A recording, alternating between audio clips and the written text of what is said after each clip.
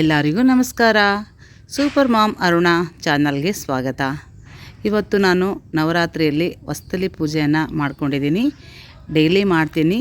ಹೇಗೆ ಮಾಡ್ತೀನಿ ಅನ್ನೋದನ್ನು ಈ ವಿಡಿಯೋದಲ್ಲಿ ನಿಮ್ಮ ಜೊತೆ ಶೇರ್ ಮಾಡ್ತಾ ಇದ್ದೀನಿ. ಮೊದಲಿಗೆ ನಾನು ಈ ರೀತಿ ಎಲ್ಲ ರೆಡಿ ಮಾಡಿ ಇಟ್ಕೊಂಡಿರ್ತೀನಿ.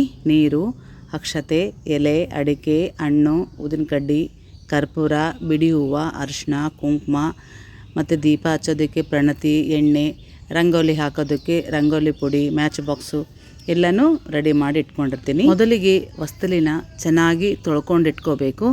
ಅದು ಒಂದು ಬಟ್ಟೆಯಿಂದ ಒರೆಸ್ಬೇಕು. ನಾನು ಹೊಸ್ಲು ಒರೆಸೋದಕ್ಕೆ ಅಂತಲೇ ಒಂದು ಬಟ್ಟೆ ಮಾಡಿದ್ದೀನಿ. ಆಲ್ರೆಡಿ ನಾನು ಹೊಸ್ಲು ಒರೆಸ್ಬಿಟ್ಟಿದ್ದೆ, ಅದಕ್ಕಾಗಿ ನಿಮಗೆ ತೋರಿಸಿಲ್ಲ.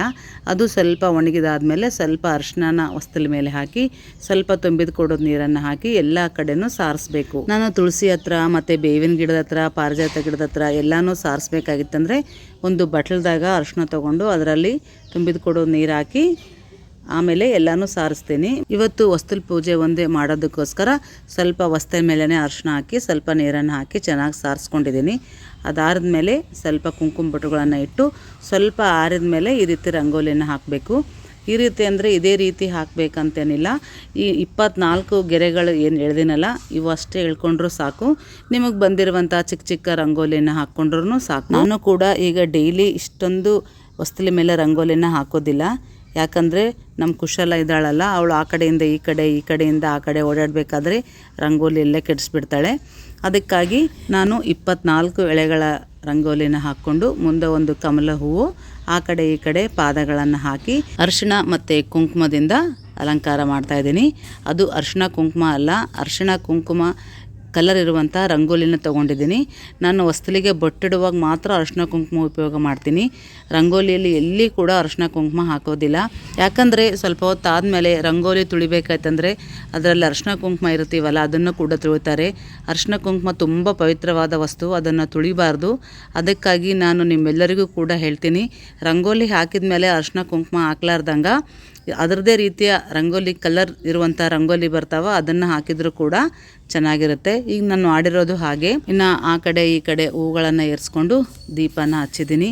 ದೀಪ ಹಚ್ಬೇಕಾಯ್ತಂದ್ರೂ ಕೂಡ ಭಾಳ ಜನ ಕೇಳ್ತಾ ಇದ್ದಾರೆ, ಹೊಸ ಪ್ರಣತಿ ಹಚ್ಬೇಕೇನಂತ. ಪ್ರತಿ ಸಾರಿ ಹೊಸ ಪ್ರಣತಿ ಹಚ್ಬೇಕಂತೇನಿಲ್ಲ. ನಾವು ಹೇಗೂ ದೀಪಾವಳಿ ಹಬ್ಬದಲ್ಲಿ ತೊಗೊಂಡಿರ್ತೀವಲ್ಲ ಅದೇ ಪ್ರಣತಿಗಳನ್ನು ಚೆನ್ನಾಗಿ ತೊಳೆದು ಒರೆಸಿ ಮತ್ತು ಅವೇ ಪ್ರಣತಿಗಳನ್ನು ಯೂಸ್ ಮಾಡೋದು. ನಾನು ಕೂಡ ಹಾಗೆ ಮಾಡ್ತೀನಿ. ಪ್ರತಿ ಸಾರಿ ಹೊಸ ತರಬೇಕಂದ್ರೆ ಹಳೆವೆಲ್ಲ ಬಿಸಾಕಬೇಕಾಗತ್ತೆ, ಅದು ಮಾಡೋ ಅವಶ್ಯಕತೆ ಇಲ್ಲ. ಈಗ ದೀಪ ಹಚ್ಚಿದ ಮೇಲೆ ಉದ್ದಿನ ಕಡ್ಡಿನ ಬೆಳಗಿ ಎಲೆ, ಅಡಿಕೆ, ತಾಂಬೂಲ ಇಟ್ಟಿದ್ದೀನಿ.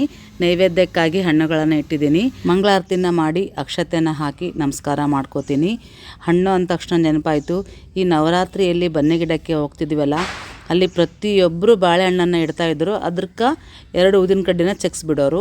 ಆ ಬಾಳೆಹಣ್ಣು ಯಾರಿಗೂ ತಿನ್ನೋಕ್ಕೂ ಕೂಡ ಬರೋದಿಲ್ಲ. ಬಂದಿರೋರು ಎಲ್ಲರದ್ದು ನೋಡ್ತಾ ಇದ್ದೆ ನಾನು. ಹಣ್ಣುಗಳನ್ನು ಅಲ್ಲೇ ಬಿಡೋದು, ಹಾಗೆ ಅದಕ್ಕೆ ಉದ್ದಿನ ಕಡ್ಡಿ ಚೆಕ್ಸ್ಬಿಡೋದು. ಅದು ಇನ್ನೊಬ್ರಿಗೆ ತಿನ್ನೋಕ್ಕೂ ಬರೋದಿಲ್ಲ, ದನ ಆಕಳಕ್ಕೆ ಕೊಡಬೇಕಂದ್ರೂ ಕೂಡ ಬರೋದಿಲ್ಲ. ಆ ರೀತಿ ಮಾಡಬಾರ್ದು. ಒಂದು ನೈವೇದ್ಯಕ್ಕೆ ಅಲ್ಲೇ ಇಟ್ಟು ಇನ್ನೊಂದು ನೀವು ತೊಗೊಂಡು ಬಂದು ತಿನ್ಬೋದು. ನೈವೇದ್ಯಕ್ಕೆ ಹಣ್ಣುಗಳನ್ನ ಇಟ್ಮೇಲೆ ಅದನ್ನು ನಾವೆಲ್ಲರೂ ತಿನ್ಬೋದು. ಅದು ಹಾಗೆ ಬಿಟ್ಟು ವೇಸ್ಟ್ ಮಾಡಬಾರ್ದು. ನಾನು ಅಲ್ಲಿ ಹಣ್ಣುಗಳನ್ನು ನೋಡಿದಾಗೆಲ್ಲ ನನಗೆ ಜೀವ ಒಂಥರ ಆಗ್ತಾಯಿತ್ತು. ಎಷ್ಟು ಹಣ್ಣುಗಳು, ಎಷ್ಟು ಕೊಬ್ಬರಿ ಬಟ್ಲ ಎಲ್ಲ ಹಾಗೆ ಬಿಟ್ಟಿದ್ರು. ನೀವು ಹಾಗೆ ಮಾಡಬೇಡಿ ಅಂತ ಹೇಳ್ತಾ ಇದ್ದೀನಿ ನಾನು. ನೈವೇದ್ಯಕ್ಕೆ ಇಟ್ಟಿರುವಂಥ ಹಣ್ಣುಗಳನ್ನು ಪೂಜೆ ಆದ ನಂತರ ನೀವಾದರೂ ತಿನ್ನಿ, ಇಲ್ಲ ಆಕಳಿಗಾದರೂ ಕೊಡಿ, ಸುಮ್ಮನೆ ವೇಸ್ಟ್ ಮಾಡಬೇಡಿ ಅಂತ ಮತ್ತೊಮ್ಮೆ ಹೇಳ್ತಾ ಇದ್ದೀನಿ. ನಾನು ಈ ರೀತಿ ವಸ್ತಲಿ ಪೂಜೆನ ನವರಾತ್ರಿಯಲ್ಲದೆ ವಸ್ತಲೆ ಹುಣ್ಣಿಮೆ ದಿನ, ಕಾರ್ತಿಕ ಮಾಸದಲ್ಲಿ ಮಂಗಳವಾರ, ಶುಕ್ರವಾರ ಮತ್ತು ವಿಶೇಷ ಹಬ್ಬ ಹರಿದಿನಗಳಲ್ಲಿ ಕೂಡ ನಾನು ಇದೇ ರೀತಿ ವಸ್ತಲಿ ಪೂಜೆಯನ್ನು ಮಾಡ್ತೀನಿ.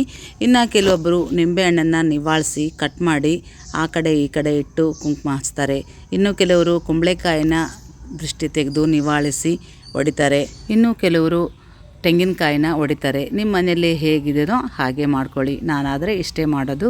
ಇನ್ನು ನೆಕ್ಸ್ಟ್ ಡೇಗೆ ಹೂಗಳನ್ನು ಕಟ್ಟಿ ಹಬ್ಬದ ತಯಾರಿ ಮಾಡ್ತಾಯಿದ್ದೀನಿ. ಈ ವಿಡಿಯೋ ಇಷ್ಟ ಆಗಿತ್ತಂದರೆ ಖಂಡಿತ ಒಂದು ಲೈಕ್ ಮಾಡಿ, ಹಾಗೆ 4 ಜನರಿಗೆ ಶೇರ್ ಮಾಡಿ. ಹಾಗೆ ಹೈಪ್ ಅಂತ ಒಂದು ಆಪ್ಷನ್ ಬಂದಿದೆ, ಹೈಪ್ ಕೂಡ ಮಾಡಿ ಅಂತ ಹೇಳ್ತಾ ಈ ವಿಡಿಯೋ ಮುಗಿಸ್ತಾ ಇದ್ದೀನಿ. ನಮಸ್ಕಾರ.